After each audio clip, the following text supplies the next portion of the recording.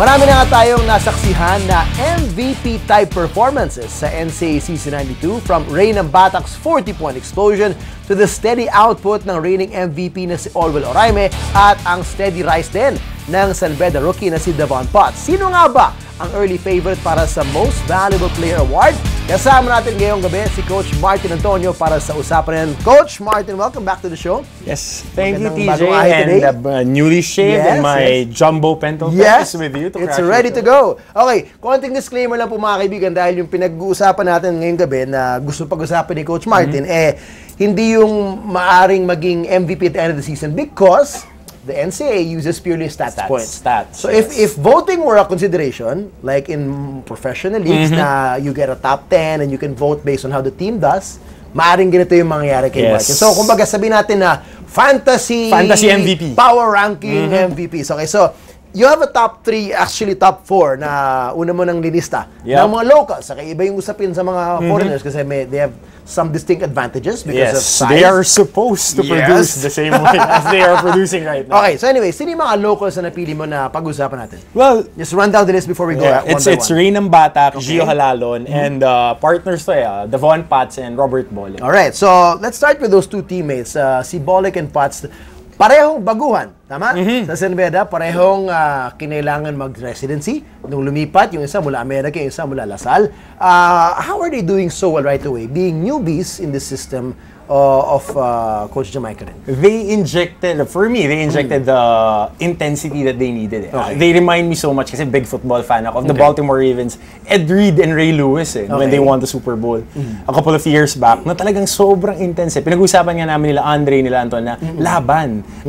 I would personally have Devon Potts and Robert Bolek on my foxhole. Talaga? Yes! Ganun kalupit yung kasi talaga, especially when they played against Mapua when Mapua was making a run. Robert Bolek stepped up big time during that game. Devon Potts made the clinchers, the haymakers that he needed to make to secure that top spot. Kita mo, wala pa silang laban. Interesting, ako, I find it interesting for Bolek to make that shift. He played, I think, 1 or 2 years with LaSalle, then moved over to the NCAA, to San Beda. How does a guy like that, recover, kumbaga, na from limited playing time, alam niyang hindi pa niya inalabas yung true potential niya, and yet develop and blossom into the players in this season so far? Well, you just need to ball so hard when given the opportunity like that.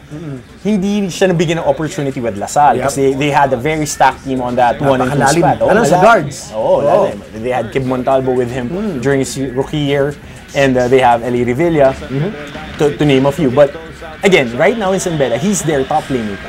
With Dan Sara getting injured, he shifted to the point guard spot. And he produced almost a triple-double last game. Wow. And he's really that steady-handed. Whatever happens, he fights for the ball, he defends their best perimeter scorer, and he just leads by example. So I really like this guy, and perfect compliments to Devon Potts. Yun na nga, yung ka-hairdo mo na si Devon Potts, yes. Aerodynamic yan, kaya siguro mas explosive. Yun na nga. So what do you like about Devon Potts? Anong gusto mo sa game niya, aside from obviously he's producing the numbers for them in limited minutes? Sobrang game breaker. Okay. Whenever he's inside, totally different yung nilalaro ng San Beda.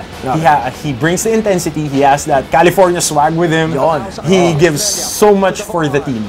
And he just brings the performance of his teammates higher. He asks more from them. Lumalabas pa yung maliban sa innate skills and character niya, lumalabas ba yung exposure niya to college basketball in the US? Definitely. When you competed on the Western Hemisphere, so mas mataas ang competition level, mas malalaki ang kalaban. So right here, and the way that he works after practices, you could see him shooting, you could see him doing his skill work after classes and before practices. So it's just expected out of him. So 7-0. 7-0. And these two are big reasons why they're up there. Very big reasons. And considering this is just Coach Martin, because we know Coach Jamaica will refuse to name star players. He would get his 15-man rotation. Walang sasabing star players yan. So ito, sinabi na ni Coach Martin, ito yung mga star players ng Beda. Okay, let's move up the list. The bus driver is up there. Not surprising, pero siguro for some na lalo silang natulala with how well he's improved, partly because of the Gilas exposure, which a lot of people are crediting. Kamusta ang game ngayon ni Giovanni Halalo? Nagligpit pa nga ng sinampay dahil lumabot. Pati yung dilata, sinolina. Siya pa magsasay bukas. But Gio Halalon has been the best point guard, bar none, in the NCAA. it remains to be seen kung sino magsa-step up in the UAAP to take that claim of being the best point guard in college this right year. now. He's averaging, almost 20 points, 5 boards, number 1 in assists with 3 steals, number 1. Crispo numbers yan, number 1 in assists and steals. Number 2 sa assist to turnover ratio. So it's really a sight to behold. And he has been taking up the cudgels and producing for his team. And it is expected. Sabi nga natin, sa national team, he was a standout. And he is also unbelievable. When you watch him kailangan makita mo para ma-experience mo. Ma-appreciate mo talaga. Yes. Obviously, nandyan yung skill. Pero kamusta yung maturity ng batang to? Yung anong level na umangat sa play niya from last year, from 2 years ago, and how much better he's become? Kung baga sa mga nagtitimon ng barko, pinong-pino Kahit maalon, right now, they're consistently inconsistent with their production, even though they are tied on the 2 to 5 spots. Consistently inconsistent yung teammates niya, but he has been the steady hand for Coach Jericho Dinera. They've been playing well on the defensive side of the ball, as it's shown with this 3 steals per game. But there could be more out of the Arellano Chiefs because they are the preseason pick by most of the governing bodies, most of the writers, that they will be winning this year. Okay, you got Reynang Batak for Letran, and this is a bit of a surprise for some people, especially me. Now, I thought his game last year was dependent on Mark Cruz carrying the team. And, being a beneficiary of the speed and the pace of that game and the drive and kick out and all that. But yet, kahit wala na Mark Cruz, here he is, may 40-point explosion pa nga, and being very consistent as a leader for Letran. Yes. Anong meron si ng Batak this year? Well, hindi na nga siya stingy. His jump shot is super sweet. Yun na. Sugar Ray na nga tinatawag Sugar Ray, sabi na. I mean, he's not only a beneficiary. If you look at it last year, he was one of the primary attackers. Yes. But right now, with Coach Jeff Napa employing that dribble drive motion offense, which I can't get enough of, it did the same thing that the dribble drive offense did to Mike Tolomia. Last year, he was balling out of his mind. Right now, Reynang Batak, I covered this last game, when he just put the nails on the coffin. 3 straight 3-pointers on the 4th quarter. It's just a maturity. He has been given more opportunities to create, to take as many shots as he needs to make, and he took it upon himself na talagang 40, 33, and 30 games. Grabe. How did he take the pressure? I mean, imagine, so here you are, the defending champions, most of the core has gone, your coach is gone.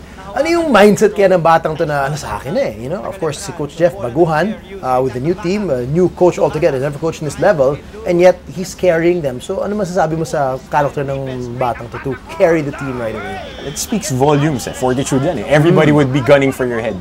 What would you do? He has been preparing during the summer. And he worked on his body. He lost a little bit more weight, and he's more explosive right now, and he could take contact. So he also added consistency on his outside shots. So, yun yung malaking bagay kasi he's number 2 on free throw shooting, and on 3-point field goal percentage he's number 2. So it's very, very good signs for his pro future na nakakapag-adjust siya sa ganyan. May bias ako. Mas swabe tignan talaga yung shooter na kaliwete. Diba? Iba There's something about the left-handed shot. Shooting There's something about the left-handed shot that just looks smoother. Yung mga consistent na kaliwete. Parang ganda Anyway, okay, so briefly, of course, the imports have dominated as well. That's what they're there for. To bruise inside, to bang inside. Pero sa dami nila, sino mang umaangat para sa'yo na nakakatulong to bring their teams up so far? Well, of course, Olwell Oraime are reigning and defending most valuable player. If you base it on stats, it's between him and Gio Halalon. Bar none. Barbara Walters numbers, it's my favorite term. Everybody's almost giving us 20-20s. So, Olwell is averaging 17 points per game, number 1 in rebounds, number 2 in blocks with 3.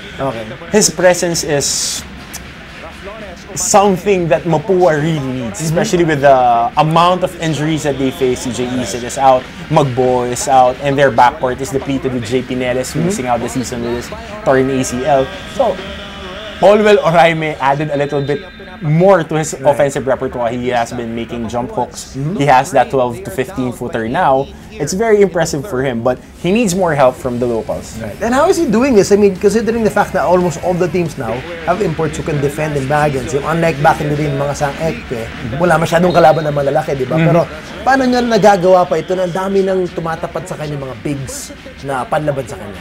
Nakahanap ng pangontra si Coach Atoy. May nahugot siya yung Andoy Estrella, which is, this guy wouldn't put up so much numbers, but he puts that a little bit moxie to the team. Right.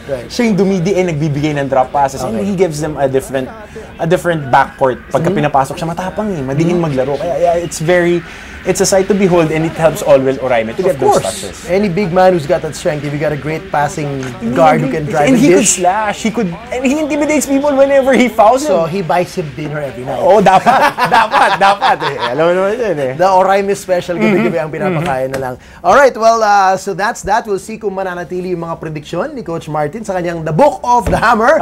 Sa kanyang yung notebook ko, makapal kong pencil spiral, gamit yes, pang pencil pen panunulat niya. Yung notebook ko to nung grade school eh. Yan. So, abangan nyo ang kanyang pag-breakdown syempre sa mga laro ng NCAA Season 92 dito lang sa ABS-CBN Sports in Action. The Hammer, Coach Martin, maraming salamat. See you again soon. For more sports updates, keep watching The Score. And don't forget to subscribe.